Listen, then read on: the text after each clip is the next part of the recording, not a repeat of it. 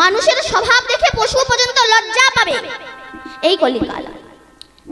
বাবা মাকে ভাত দেবে না, বাবা মার বংশের সঙ্গে কোনো পরিচয় থাকবে না, শালা শালিকে ভালোবাসবে, বাবা মাকে ভালোবাসবে না, শ্বশুরকুল সম্মান পাবে কিন্তু পিতৃকুল সম্মান পাবে না, সিগারেট খেয়ে গুরুজনদের সামনে ধোঁয়া ছড়িয়ে দেবে, সুরা পান করে এসে বাবাকে ধরে পেটাবে।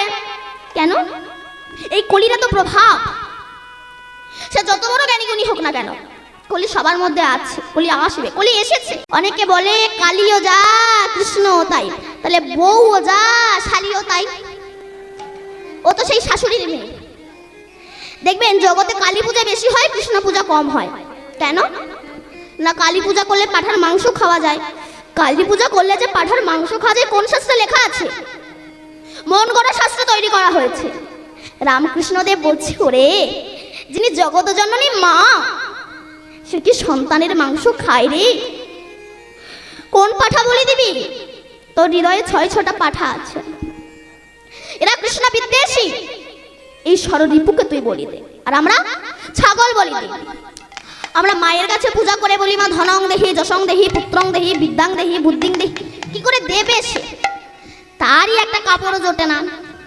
তত্ত্ব কি বলছে? ধনং দেহি। কোন ধন? মা তুমি আমায় এমন ধন দাও যে ধনের দ্বারা যেন আমি সাধু গুরু বৈষ্ণবের সেবা দিতে পারি। দেখবেন পয়সা জগতে সবার আছে, সবার পয়সা কিন্তু গোবিন্দ সেবায় লাগে না। এই যে আজকে এত বড় হরিবাসর হচ্ছে, কমিটি যখন লোকের দ্বারে দ্বারে ভিক্ষা করতে যায়, জগতে কিন্তু অনেক মানুষ আছে 10,000 টাকা দান করতে পারে, 500 টাকাও দেয় না, 100 টাকা ঠেকিয়ে বলে এবারে এটাই নাও, তোমার কাকার শরীরটা খুব অসুস্থ। কেন? তোমার টাকা ডাক্তারে খাবে, কুকুরে খাবে, তোমার টাকা ভগবান সেবাই লাগবে না। সবার পয়সা ভগবান সেবাই লাগে না। বিদ্যাং দেহি। মা তুমি আমায় এমন বিদ্যা দাও যে বিদ্যার দ্বারা যেন আমি শাস্ত্রগ্রন্থ রচনা করতে পারি। পত্নী দেহি। মা তুমি আমায় এমন একটা পত্নী দাও সে যেন না বলে চলে একটু মিঠুন চক্রবর্তীর বই দেখে আসে, সে যেন বলে চলে একটু হরিনাম শুনে আসে। মা কালী উলঙ্গ হয়েছে। কোন উলঙ্গ? তিনি কামনা বাসনার বসন খুলে ফেলেছে। দিগম্বর, দিককে অম্বর করে তিনি বসন পড়েছে। কামনা বাসনার বসন খুলে ফেলে মুক্তঙ্গে রাস্তায় রাস্তায় কৃষ্ণ বলে বেড়াচ্ছে। হরিব। সেই মাকে পূজা করে বলো, মা তুমি যেমন মুক্তঙ্গে রাস্তায় রাস্তায় কৃষ্ণ বলে বেড়াচ্ছ, আশীর্বাদ করো আমিও যেন কামনা বাসনার বসন খুলে ফেলে মুক্তঙ্গে রাস্তায় রাস্তায় কৃষ্ণ বলে বেড়াতে পারি। নিতাই গৌর হরি বল। মানুষ যখন অমানুষ হয়ে যাবে, মানুষের নৈতিক চরিত্র, জ্ঞান, বিবেক, বুদ্ধি লুপ্ত হবে। মানুষের স্বভাব দেখে পশু পর্যন্ত লজ্জা পাবে এই কলিকাল। বাবা মাকে ভাত দেবে না, বাবা মার বংশের সঙ্গে কোনো পরিচয় থাকবে না, শালা শালিকে ভালোবাসবে, বাবা মাকে ভালোবাসবে না, শ্বশুরকুল সম্মান পাবে কিন্তু পিতৃকুল সম্মান পাবে না, সিগারেট খেয়ে গুরুজনদের সামনে ধোঁয়া ছড়িয়ে দেবে, সুরা পান করে এসে বাবাকে ধরে পেটাবে। কেন? এই কলির তো প্রভাব। সে যত বড় জ্ঞানীগুণী হোক না কেন, কলি সবার মধ্যে আছে, কলি আসবে, কলি এসেছে। কারণ আমাদের চলন বলন কথাবার্তা একটা পশু যা করে, একটা মানুষে তাই করে। আমরা তারকেশ্বরে বাবা ভোলানাথের মাথায় জল ঢালতে যাই লাইন দিয়ে, তুমি তারকেশ্বরে বাবা ভোলানাথের মাথায় জল ঢালতে যাচ্ছ, তোমার তারকেশ্বরে বাবার মাথায় জল ঢালার আগে তোমার ঘরে যে বৃদ্ধ বাবা আছে তার জন্য কি তুমি কোনোদিনও এক বালতি স্নানের জল তুলে দিয়েছ? তুমি যাচ্ছ তারকেশ্বরে বাবা ভোলানাথের মাথায় জল ঢালতে, এতে বাবা খুশি হবে না। আগে তুমি তোমার ঘরের বৃদ্ধ পিতাকে খুশি করো, তবে তো বাবা ভোলানাথ খুশি হবে। এইসব অত্যাচার দর্শন করে শ্রীমান মহাপ্রভু এই কলির অনাচারী, অত্যাচারী, পাপাচারী, ব্যভিচারী, দুরাচারী জীবকে উদ্ধার করার প্রত্যাশায়, যে নাম কোনোদিনও অর্পিত হয়নি, অনার্পিত চরিত্রাত, যে নাম কোনোদিনও পৃথিবীতে আসেনি। হরে কৃষ্ণ কৃষ্ণ কৃষ্ণ হরে হরে, হরে রাম রাম রাম হরে হরে।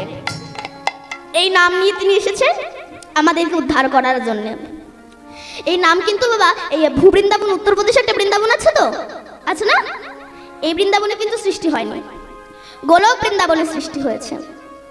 মহাপ্রভু তো গিয়েই দেখিয়ে দিয়েছিলেন এটা বৃন্দাবন ধাম, এটা রাধা কুণ্ড, এটা শ্যাম কুণ্ড, এটা গিরিগোবর্ধন, এটা কালিয়াদহ। মহাপ্রভুর আবির্ভাবের পূর্বে কেউ জানতেন না যে ভূবৃন্দাবন উত্তরপ্রদেশে একটা বৃন্দাবন আছে।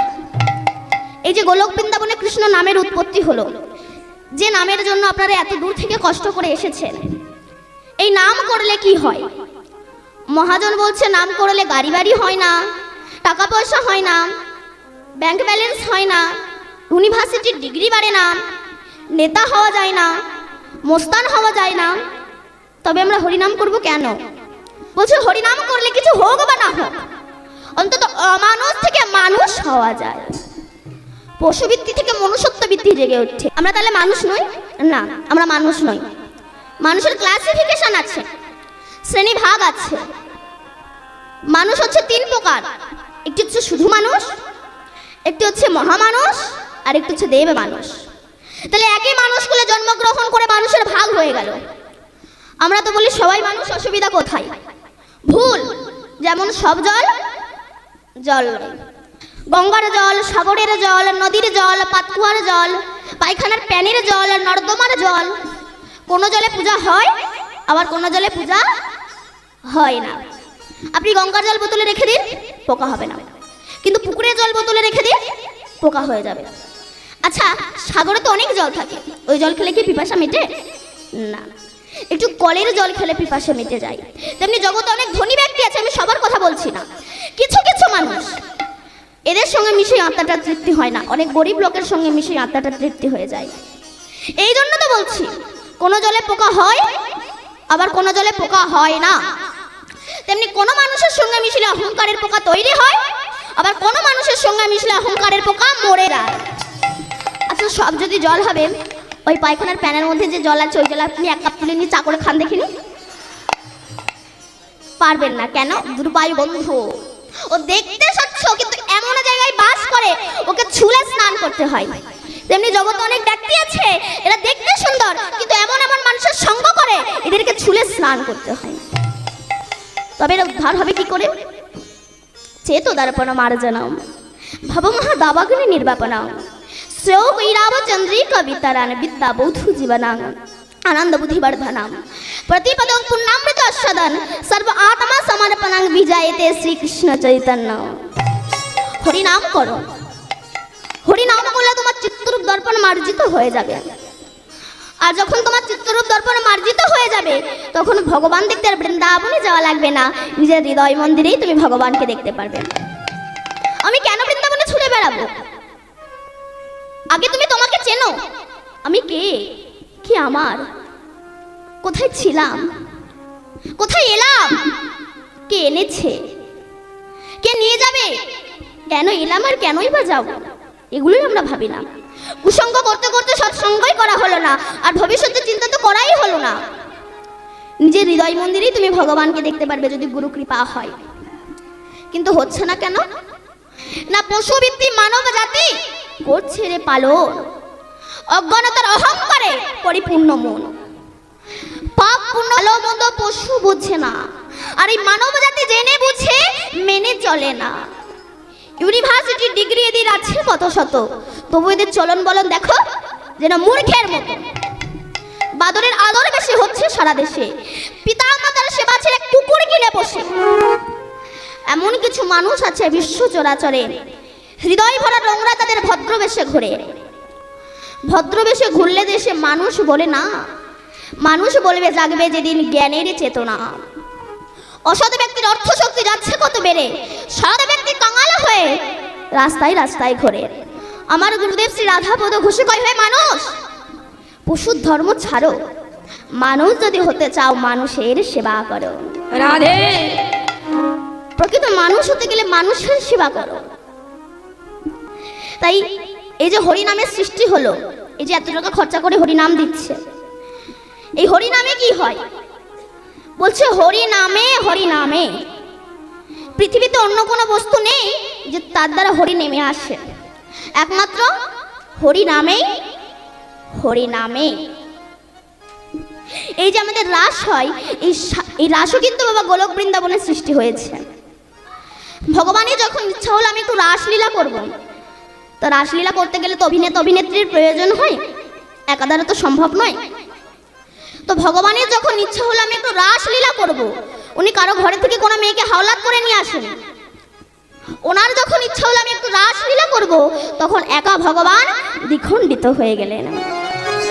যেমন একটা আস্ত মটরের দানা, সেটাকে জলে ভিজিয়ে রাখুন, পরের দিন উঠে দেখবেন ওটা কিন্তু ফুলে মোটা হয়ে গেছে। এবার ওটাকে দু আঙুলের মাঝে দিয়ে চাপ দেন, দেখবেন ওটা দুটো ভাগ হয়ে যাবে। তেমনি আমার ভগবান ভক্তের প্রেমের জলে ডোবানো ছিল, অনুরাগের দ্বারা ফুলে উঠেছে। ভক্ত যেই না তার প্রেমের দ্বারা চাপ দিয়েছে, একা ভগবান দ্বিখণ্ডিত হয়ে গিয়েছে। আর দ্বিখণ্ডিত হয়ে গিয়ে কৃষ্ণের এই বামঙ্গ থেকে লাদিনীর শক্তি শ্রীমতী রাধা রানীর জন্ম হয়েছে।